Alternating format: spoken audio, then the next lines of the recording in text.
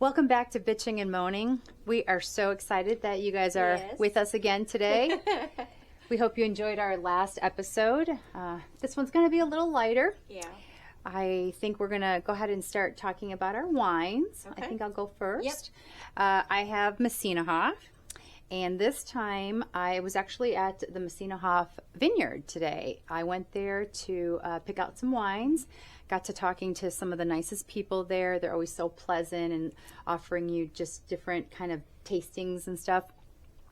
I went into their wine room where you can choose different wines, and I fell in love with so many new ones that I hadn't seen before.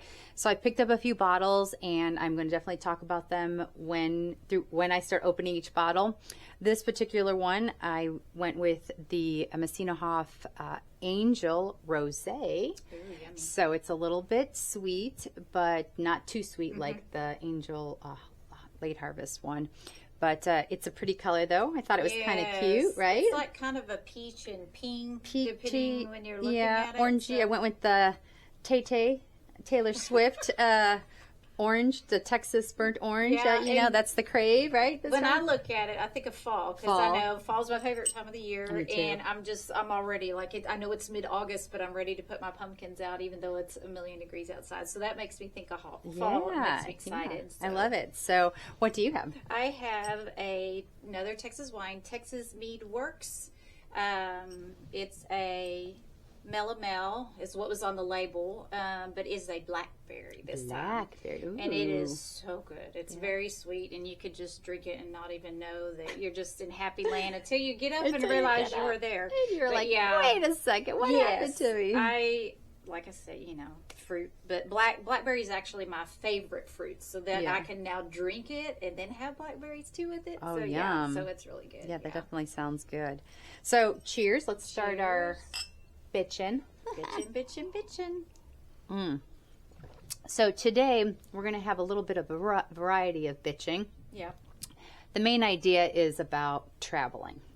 The different aspects of traveling, what you go through, who you encounter. You never know who you're going to encounter on your travels. I luckily, if somebody's sitting next to you in a plane, that's how I met my second husband. But now, I wanted to start with just a little bitching about when I was on a plane once. I think it happened after 9/11. I think the flight attendants and the pilots and the clerks just were given so much power, maybe power of entitlement. Now, I say this with caution because I do travel, and I have a sister that works for a major airline, and she works with people every day, all day long, right? And I hear stories from her, and it's really, tough dealing with people who are angry, who are yelling at you, who are cussing you out, and she will do anything to get you on a flight. She will try her hardest to, route you to the right place if your flight has been canceled or, delays or whatever. But the minute you start spewing out, the F word or you're a B or whatever, calling your names, she's just like, you can step aside. Well, she doesn't deserve that, nobody regardless does. of what's happening. Yeah.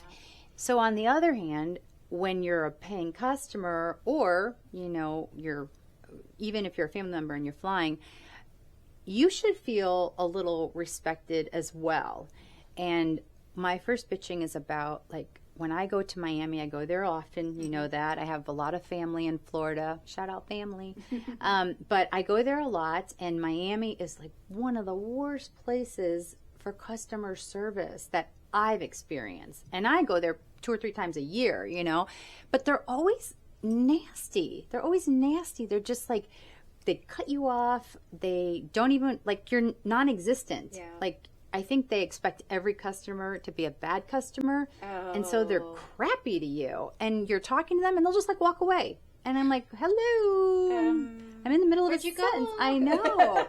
So that's the first part of my bitching. I really wish that they were nicer. You know, I know they probably experience a whole day of stuff. And if I experienced it once, I would say, okay, maybe they had a bad day. Right. But every time I've been down there, and not only me, I've had friends and family say the same thing about Miami.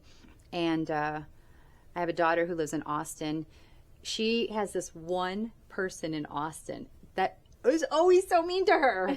And she's like, Mom, every time I go there, he's there. And he's still a jerk, you know? And I'm like, do you, you know, try to, she's like, I don't even talk to him now because I know he's going to be a jerk, you know? But you should be happy. If you're not a happy customer service person, then you're in the wrong line of business, right? Yeah. So have you had any experiences? Not like that, but I did work in retail with my second job, and I realized that now those people go through a lot. Anybody in a customer service role, they deal with a lot. Right. So I have a better outlook now. I change my behavior in, if I got something, I put it back where it came from, because if I'm just one person and I leave whatever, I went and Home Goods and went and got a glass or something, and I put it in the furniture by the rugs, that's just one thing. You'd be surprised how long it takes to clean that up. So I try to act differently because I've been in that role. So it's like just trying to be empathetic and understanding. I don't know what they went through, like you mentioned. Right. It's like they could have had 5 customers in a row that cussed them out to no end, and they're trying just not to quit. Right, so exactly. You just happen to be the next one in line, and it's like, okay, I'm just going to assume that the person before me was a nightmare, so maybe I try to be a little nicer to hopefully, you know, give them a better experience, and then I get a good experience in the long run. So, yeah, so I haven't had anything like that. I've had kind of the opposite on planes, where the last time I flew, it was deathly quiet. Like, I think everybody had either, you know, had been on flights where there's always that one person, and you're waiting to taxi, and everybody's got their headphones on, and you could hear a pin drop. And I'm like, I think all these people just, they want to get to wherever they're going. Right. And so it was like the opposite of that, where it was so quiet, it was almost weird. Yeah, that is weird. So I'm like, okay. But you do find some of those flights, like the later, early morning flights, it's pretty quiet because everybody's tired. Or the late night flights, everybody's kind of chilling. There was one episode I had, that I had a partner. Again, I've dated people in the airline industry, pilots, and I know a lot of flight attendants and stuff. I was dating somebody who actually worked at the headquarters of the major airline that we have here in Texas and Dallas. And they had worked for the company almost 40 years. Yeah. And we were flying to Chicago for a bridal shower. And it was us and our 3 daughters, my daughters and his daughter. And I was bringing a box for the gift. And it wasn't wrapped, so, you know, it came through security. But it fit perfectly underneath the seat.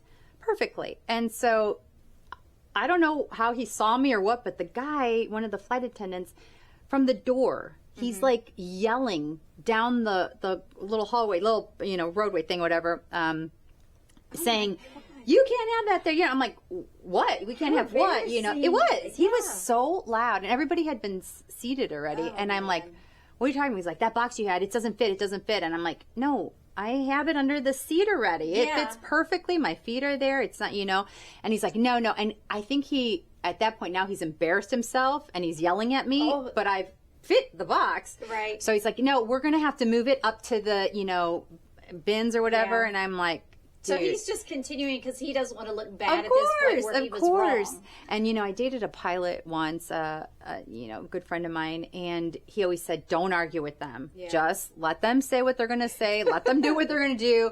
Get off the flight if they tell you to get the flight. You're on federal grounds. You will be arrested. Just do it. And I'm like, and then my partner at the time, again, he worked at the home office, and he's just like, she's got it taken care of. He was very calm. He was a very calm person. And so we got this flight attendant's name down. He's like, I'll handle it when I get back. Yeah. But you don't know who you're talking to. Yeah, it could be the president of the airlines or something. But I took the stupid box and I put it up above. I mean, it wasn't really worth the whole fight, but to make such a big deal out of it when it was right. And like I said, I do fly by the rules of everything because I know what I know what it's like. And so that was one episode I had. The other one, of course, was in Miami. They started a new thing. So if you're going standby, it used to be that you would wait in the waiting area. The plane had to get loaded first, And then once it was loaded, if there was any seats, they'd go in and count and see who was not there. And if there was any seats available, then your name would appear on a board and they'd call your name. Yeah. You know, Joe Smith, John Smith, whatever. And you wait your turn and then you get on, right? And if they're not there, then they keep going. Yeah. So somewhere along the line, I didn't know, that changed.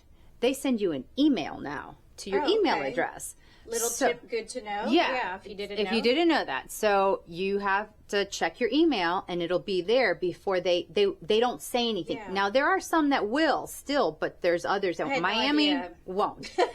And I learned that the hard way. So I was waiting for my flight and there was enough seats on there. And I went up and I said, hey, I usually say, how does the flight look? Because that way I know whether I need to go ahead and go to another flight or whatever. And you need to sit down. Well, you need to sit down. We're not there yet. And I'm like, okay. So I sat down, whatever. So I'm waiting, and they knew. They saw I'm sitting right there. They knew I was, waiting for standby, and I was sitting right there waiting. And then they were like fighting with each other too. The two clerks were fighting. The agents were fighting with each other. I'm like, this is so unprofessional. So finally, I'm waiting, and all of a sudden, they're like, the doors are closed. I said, okay, there's no more seats. And she's like, what's your name? And I told him, she's like, you should have looked at your email. And the doors, once the doors close, they don't let you in. Yeah, you can't get on. And I said, I'm sorry, what? What do you mean I should have looked at my email? She goes, didn't you get an email? And I said, for what? And she goes, for your seat. And so I looked at my email, and sure enough, I had one, but I didn't know. Yeah. I did not know that I was supposed to look. And you travel a lot. I do. I travel probably every month. And I was like, but she saw me, and she knew what my name was because I gave it to her, And she's like, oh, I'm sorry. The doors are closed. And I'm like, but you had my name on there. She says, well, you didn't come up. And then the other guy comes out, another guy who is entitled. He wouldn't even look at me. He typed away and then walked away. And I was like, okay. Oh my God. So I was pissed because this time it was late at night, and I was there by myself, and I was just like, oh my gosh. So they would not let me on the flight. I had to get the next flight out. And actually I wanted to go to like the customer service area to like bitch about it. But I'm just like, no, I don't want to get to that point. I'm just like, these guys were jerks, and they are jerks there. And so I'm just like, I have to wait. And as I was walking, you could tell I was flustered, and there was a police officer, a Miami police officer, and a TSA agent, and they were talking, and they're like, are you okay, ma'am? Because I was like, flustered. And I think I had called my sister or something, and I said, hold on a second. And I hung up with her, and they're like, are you okay? And I said, no, I'm not okay. I said, these agents, and I went on with my ranting, raving, and my bitching. And they're like, yeah, they do that a lot to people. And he goes, you could go to customer service. I'm like, they're just going to listen to me. Yeah, they can't really do anything. They can't get you on the plane. The plane's gone. The plane's gone, and my luggage is gone or whatever. But I called my sister, and I was just really pissed. And she's like, make a complaint. And I'm like, I don't want to go to that level. I know they need feedback, but what are they going to do? And I was just like tired. I want to go. But yeah, that happened to me in Miami. And take notes, check your email if you're going standby. Yeah. So now every time I refresh that email, wait in there. I don't say a word. I just refresh it. And then if we're on, we're on, Yeah, so I have to bitch about myself. Yourself. Yeah, because it's funny. I bitch about myself because there's a scenario when it comes to getting on and off the plane where I don't do. And I look at people and I'm like, why are you doing that? But then I think about my part for the getting on. I'm like, I'm one of those people. So, you know how like you have your little boarding pass and they're calling, okay, groups 1 through 4, whatever. And I may be in group 9. God. But the minute they say group 5, I am shoving my way up there because I'm going to be in the front. Like for some reason, I guess I'm afraid that I'm going to miss my flight. But Lord. I'm not, right? I'm paid or whatever. You won't. So it's just kind of funny. And my husband last time when we flew back from wherever it was, he's like, just, he's in the back, just waiting. He's looking at me like, what are you doing? And I'm like, want to be up here. I want to be up here. And so I have to bitch at myself because I'm one of those people that does that for no reason. Yeah. When everybody's getting on the plane, it's fine. They're getting on the plane. But then where I look at people and go, why are they doing that? Is when you get off. Mm-hmm. So when you're taxiing, you know, everybody's already like on the edge of their seat. Yeah. Even if it's going to take you 30 minutes to get to the gate, they're all Right. like, okay, I got my seatbelt undone. And the minute it stops, boom, I'm going to stand up. And so that's what happens. The minute you hear that little kind of, and it stopped. Okay, you know, we're here at the gate. Everybody stands up. Yeah. And I'm in the back, and I'm like, why are they standing up? Oh, The door is no. not going to open any quicker. Yeah. And, I can see if you're catching a flight. Yeah, catching Just a say, flight. you know, excuse me, I'm going to catch a flight. Right. Can you please let me through? And people will, Yeah.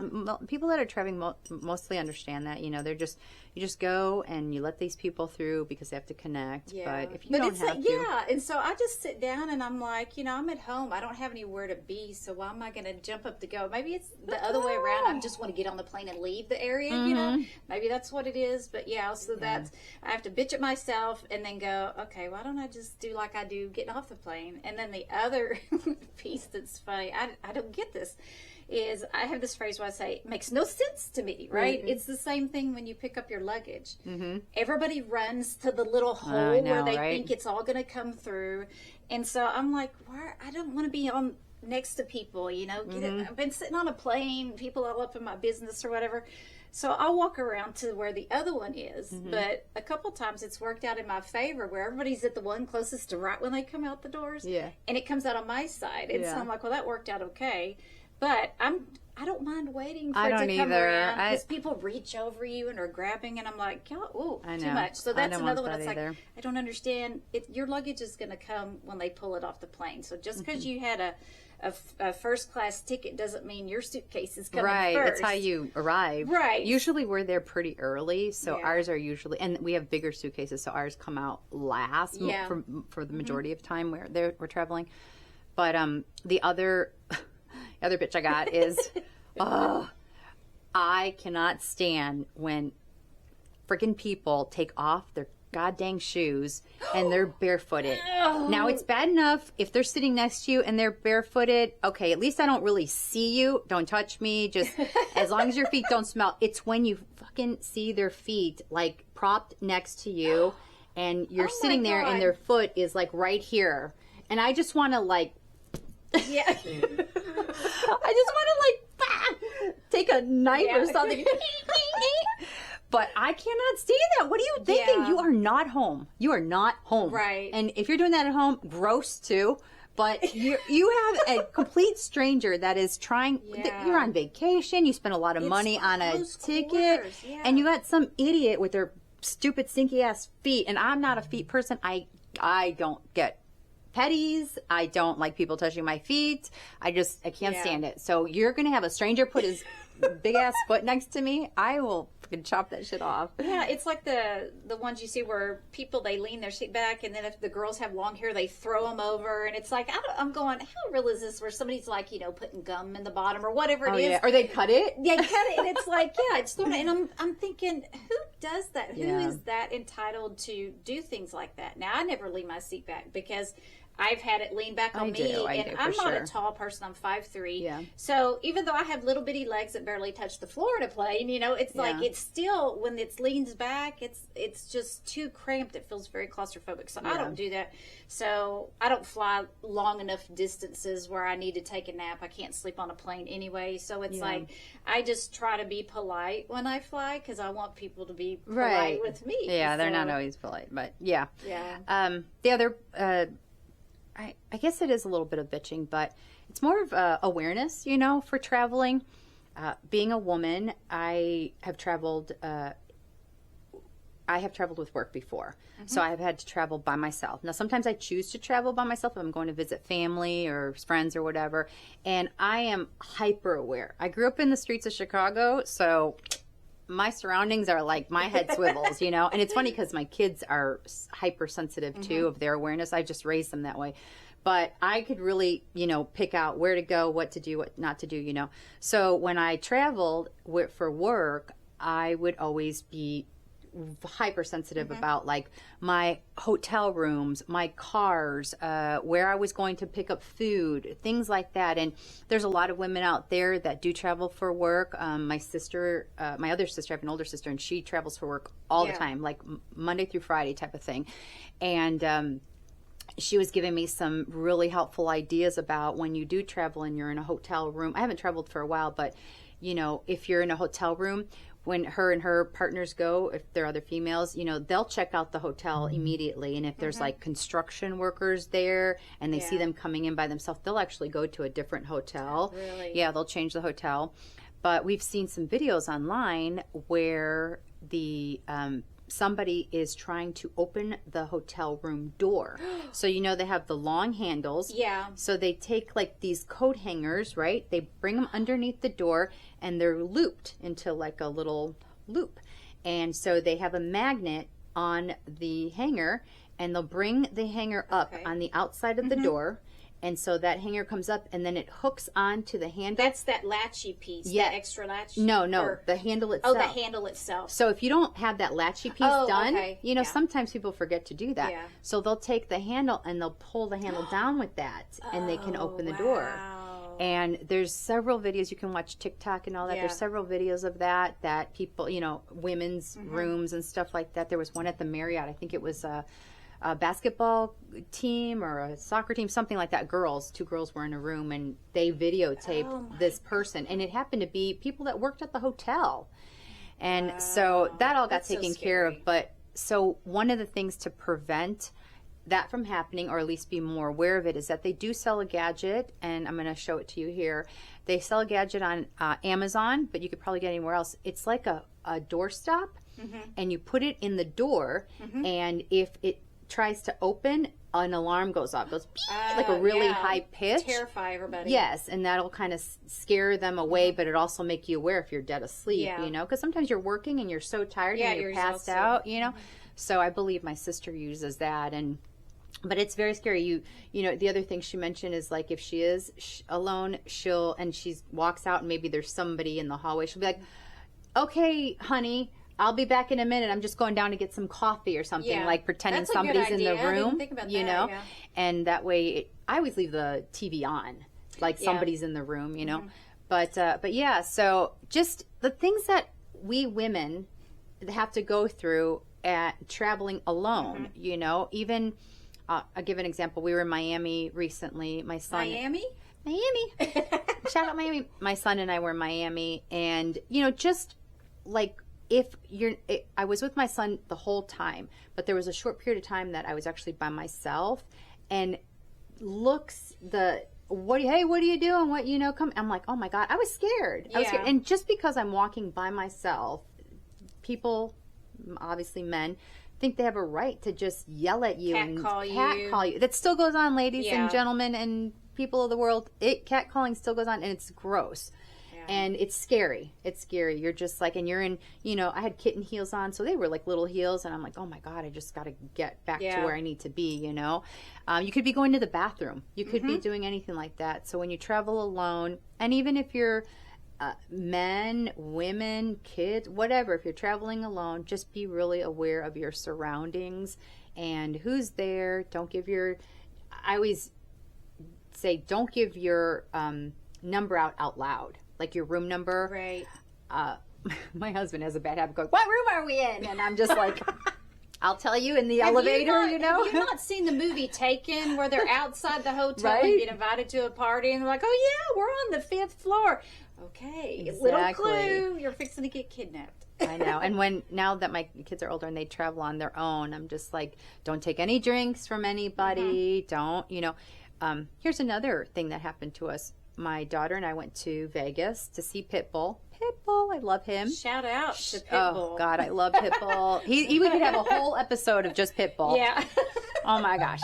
So it was about my 17th time seeing Mr. Worldwide because I love him. But we went to, her and I, 2 women traveling alone in Vegas. We stayed at a very nice hotel.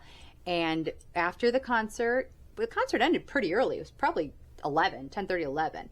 And we go up to our room. And you know, in Vegas, if anybody's been there, they have these long hotel rooms, very long, right?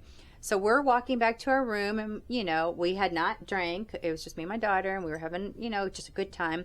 And far away, I kind of like see something, and I'm like, what is that? Is that like luggage? Intuition, little weird. I was like, what is that? And so as we get closer to our room, there is a lady passed out on the floor. Her skirt is hiked up so you see her underwear. Her phone is next to her, and her purse is laying there, and she's just passed out. And I'm like, oh my God, I hope this woman is not dead. I hope she's just drunk. Yeah. And so Emily picked up her phone, my daughter, and then I said, hey, ma'am, are you okay? Are you okay? She's like, yeah. And she spoke Spanish. Oh, okay. So I speak Spanish, so I said, you know, can we help you get to your room? She's like, no, I'm fine. And she's like, I said, do you have friends, family here? She goes, I'm in 336. And she was standing at door 336. However, we were on the 11th floor, so it was 336. Oh, and wow. So she's like, I said, okay, well, this is your room. She's like, hold on. And she calls her friend. Now, if you have girlfriends in Vegas, why are you by yourself? Or don't leave people alone when you're traveling. Can't. You know, get them to their room and then go back out and party, right? Yeah. So she calls her friend. She's like, no, you're on 336. So she was on the 5th floor. So she just went up. She was drunk. She missed her floor, and she just got passed off out. on the one at the next door. Now imagine if it was a man or a drunk man or I don't know, women can do stuff too. It could be anybody coming up to her, robbing her, doing worse to her, kidnapping her, pulling her right into their room, you know. Well, you know, it's like, what was it, MTV several years ago that did this story about the spring breaks, and these girls would pass out in the rooms, and the next day they don't know what happened to them, but there are videotapes of what happened to them, and people were seeing them, and it's like, oh my gosh, you know, again, the friend thing, never leave your friends alone, ever. But yeah, it's like, those are such horror stories, and it's just terrifying. I was with some friends this weekend, and they actually told me a very sad story, and they said I could share it with you guys.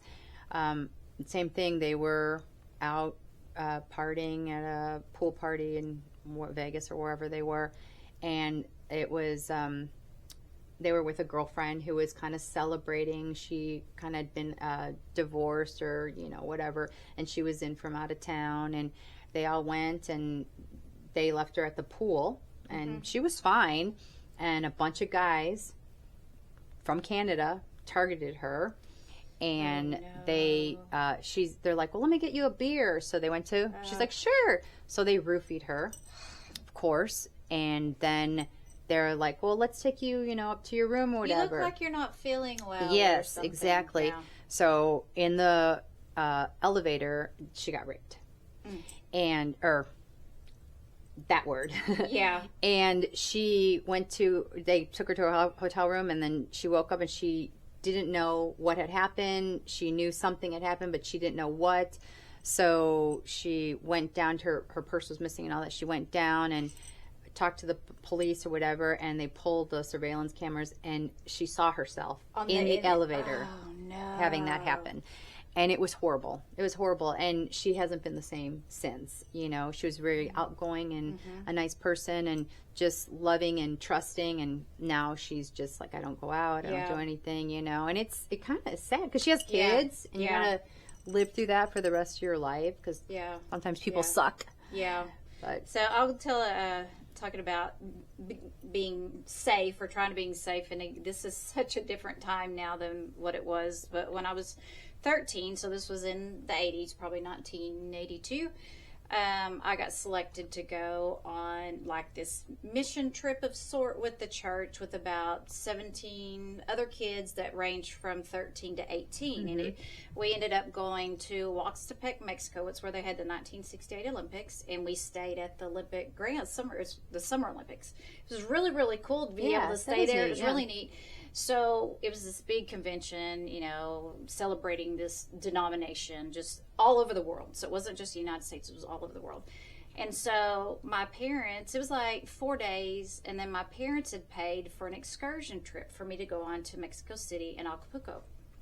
Well, we assumed everybody else from my little group that I knew was going, and that is it. None of them went. Oh, God. So here I am, 13. By yourself? By myself.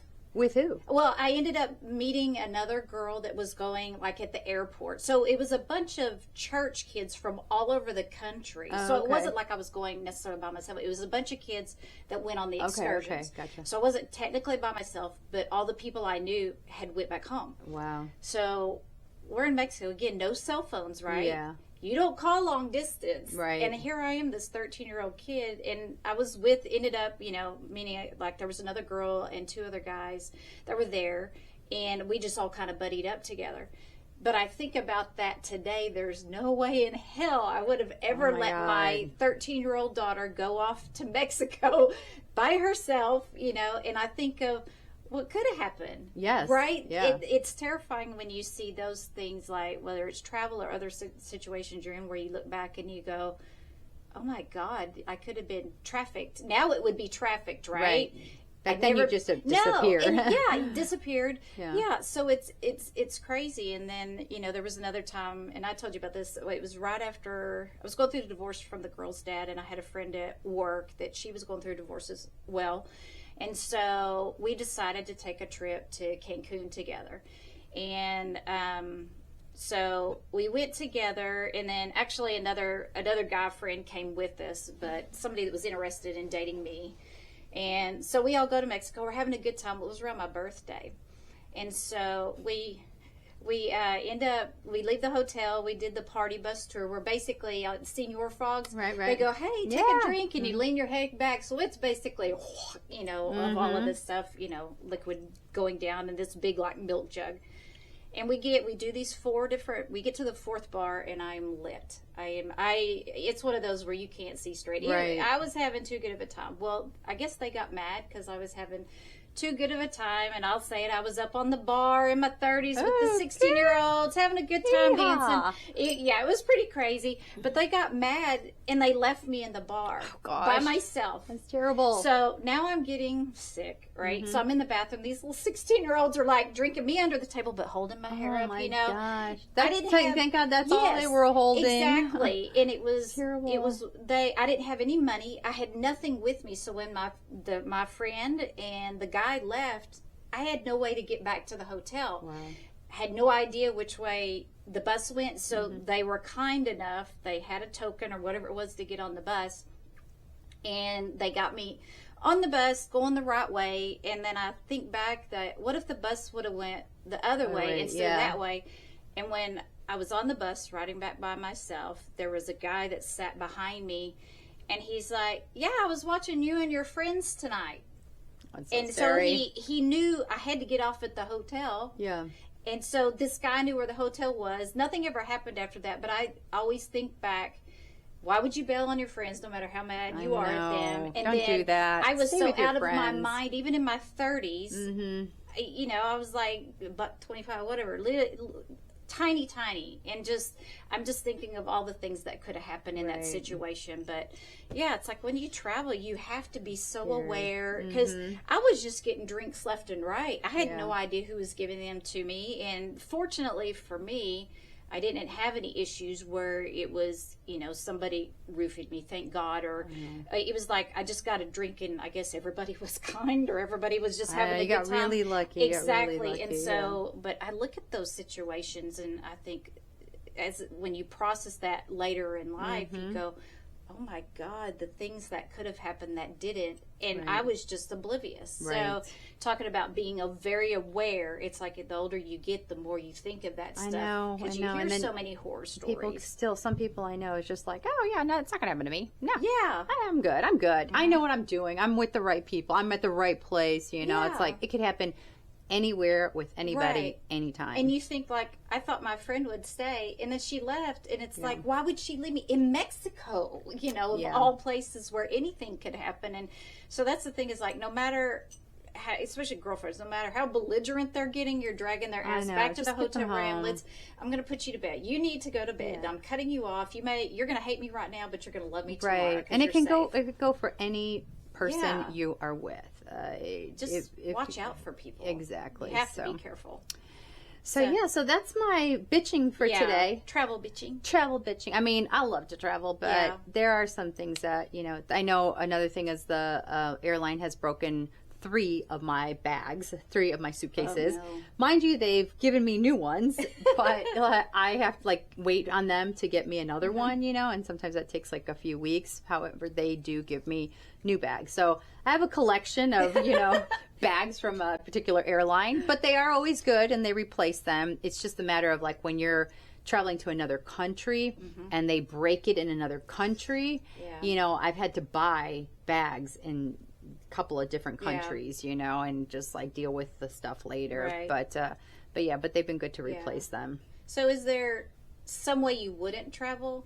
Like Somewhere? a way that you wouldn't travel? Like, would you ever get on a bus or a train or something you just say, no, I would absolutely not travel that way? No, growing up in Chicago, we had public transportation, so buses and trains and L's and all that. So I'm very familiar with those kind of ways of transportation. And I am a planner, so I plan ahead of stuff. Honestly, I hate driving in a car for hours and hours. You fly. I like to drive. You're a driver. I love looking around. Not me. It's relaxing to me. I need to get from point A to point B in my hour, 2 hours, whatever it is. If I'm going to Europe, okay, fine, but I'm going, you know, luxury. I'm sleeping, you know, all that stuff. But we went to Lubbock. So we're in, you know, North Texas. I went to Lubbock not long ago, and that was a 4.5 hour drive from us. And I just about That's not a good drive. God, it was horrible. And I was like, coming back, I'm like, please, can we just get there? I just don't like driving. And my husband goes to Colorado every year for skiing because he's a skier. And it's like 10 to 12 hour drive. And he's like, come on. I'm like, no, you go, you ski. Fine, I hate cold weather anyway. But you want me to drive 10 or 12 hours for cold weather? No, thank you. Yeah, I'm good. I don't mind the drive of that because it's different scenery and you can see different, you know, mountains and other stuff. But yeah, driving through the panhandle, you better gas up. Or even like New Mexico, some of those stretches you drive through. It's like desert as far as you can see. There's nothing pretty about that. But yeah, like mountains and stuff, I don't mind that. But for me, I've never really wanted to do a cruise. And so I was like, everybody does them all the time, right? So I am thinking, okay, what is it about a cruise? Well, I guess in my mind, I'm thinking if I'm on a boat and I'm in the Caribbean, an iceberg is still going to find me and I'm going to die like Titanic. I don't know. It's this weird thing. You're not going to find an iceberg in the Caribbean. I know, but it's one of those. You might find it in Alaska. Yeah, or maybe there's a reaf under there. Maybe there's a shark that hits it and gets stuck in the propeller. A big whale or something, and we all die because the boat went down. So I started thinking about the, you know, the type of cruises. I thought, well, I would probably like a European river canal. Like a river cruise, yes. Yeah. My in-laws go on those and they love them. Alaska is the same kind of thing. So I'm thinking if I had to pick a cruise, it would probably be something like that. Because if the boat did sink, I at least could see land and try and swim to get there. I'm not going to be dead in the ocean and no one can find me like the Titanic or whatever. So that I wouldn't do that, but it also made me think of, I don't know if you remember in 2013, that Carnival cruise ship where they had the fire and the boat shut down and they had to call to get help to be towed. And there's a Hulu series called Train Wreck, the Poop Cruise. Oh, yes, I do remember. And I'm like, see, no. In the middle of they were the like ocean, stomping and it's like so they gross. there was no people were sleeping in the hallways. There was no air, and then of course, you know, other things, and it was so unsanitary. It's gross. So that's where it's like one of those. I'm like, I just don't want to be on the ocean. I would do a river cruise. So don't, you know. Everybody to each his own. You love cruises. I know people that do them all the time. I do too. People. In fact, our church is getting ready to go on a marriage cruise, couples cruise, and they were asking us, are you guys going to go? And we're like, no, we don't do cruises. Like, I've been on one cruise my entire life, and it was a Pitbull cruise. That makes sense. Yeah, Pitbull, I love you. I have to meet you someday. But no, I did actually meet him. But I met him on that cruise. But he was having a Pitbull cruise, and he had a lot of acts from the 80s, and Austin Mahone was on that too. But I went full-fledged. I went like nice cabin with a butler and, you know, a patio. Pitbull. It was Pitbull, and I got to meet him and his dancers. Shout out Bad Ones, I love you. But that is the only cruise I have ever been on, and I had a great time. But I just see every day there's something. Today on the news, there was 2 old men. Now, mind you, they didn't die on the cruise. They got off and they died in a pool or something. They were elderly men and they died. But just today, I was watching the news, and every day there's something about cruises. People are falling off. People are going missing. There's another Hulu series that fell off, or she disappeared, and they don't know where she went. Yeah. So and then I also like to be able to do what I want to do when I want to do it, and I don't want to have to be on a time crunch. And so my husband and I, neither of us are cruisers right now. But I also think about with that too, it's like if I'm going on vacation, I really don't want to be confined with a lot of people around me and feel like, I'm in an airplane, right? All next to people. Some of those cruises I've seen or watched videos where everybody's dancing by the pool. I'm like, oh my God. The little bitty pools, those tiny little bitty pools. And then how do you find a seat and everybody's just so close together and it's like you're sweating and I just don't, that just doesn't sound fun to me. Gosh, I go to decompress and relax somewhere. Right. There was one, maybe last week, the week before, where, those slides, those wet slides that come around and on the cruise, they were coming out and one of them broke and the pieces fell and hit somebody and people were coming down the slide. Luckily nobody fell out. Yeah, but the whole thing just broke out. Yeah. No, thank you. At least it didn't break off in the ocean. No, it's like, how do you find people like gross. that? Oh, no. Oh, and then what was it?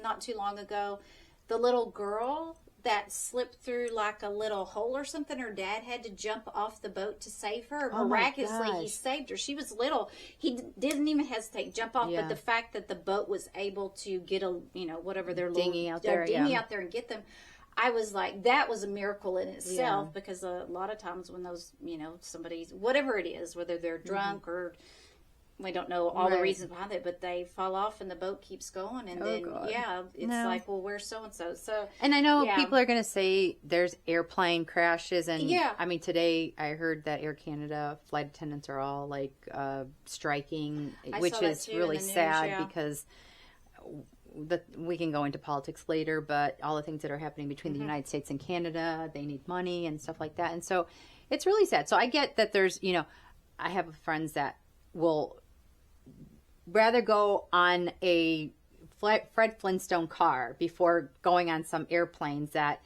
are delayed or cancel your flight or whatever. And, it happens. I know it happens. But I would take that over anything anyway. Well, and you're like, we're different in the respect, like when you travel, you love a beach. A beach is your where you decompress. My happy place. Your very happy place. For me is more solitude and the beauty of mountains.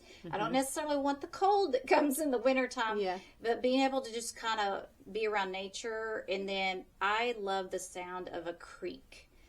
You could water. Not ocean water. It's like a creek. Ocean water. So you could put me in the woods right next to a creek, and if you want to go do whatever you want to do, I said, come back and get me in 8 hours. I will be staring at that creek because there's something about the ripples of the water that brings me peace. So so that's why, I mean, I will go to Miami in a heartbeat with you because I had a great time. You have been to Miami with me. At your wedding, I loved it. And I've been to your wedding in the woods. Exactly, in the woods. It's kind of funny. Yeah, it's what I love them both, but if we had to choose, you're like, I'm going to Miami in a heartbeat, and I'm like, okay, I'm going to find my creek. Yeah. So that's where I think our travel places, that's where we would go. So do we want to get into our moaning? Yeah, let's get into your moaning. So I have funny moaning. I did a little tease about that, and so it's a really funny story. So I love desserts, right? I've been talking about that forever. So my favorite dessert is probably cheesecake. So that little noise you make. So I have a tendency that when I get a really good piece of cheesecake or just anything that is to die for, is I will make noises when I eat.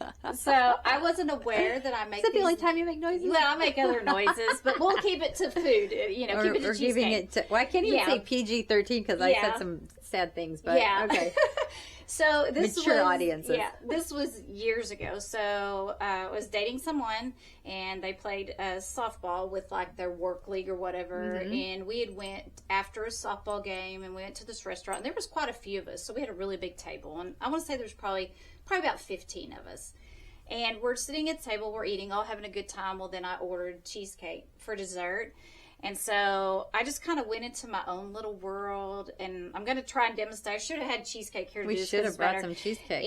I took a bite of that cheesecake, and I put it in my mouth, and I was like, And I do this thing with the fork, like, yes, this is good. Oh. Amen. Oh, it's so good.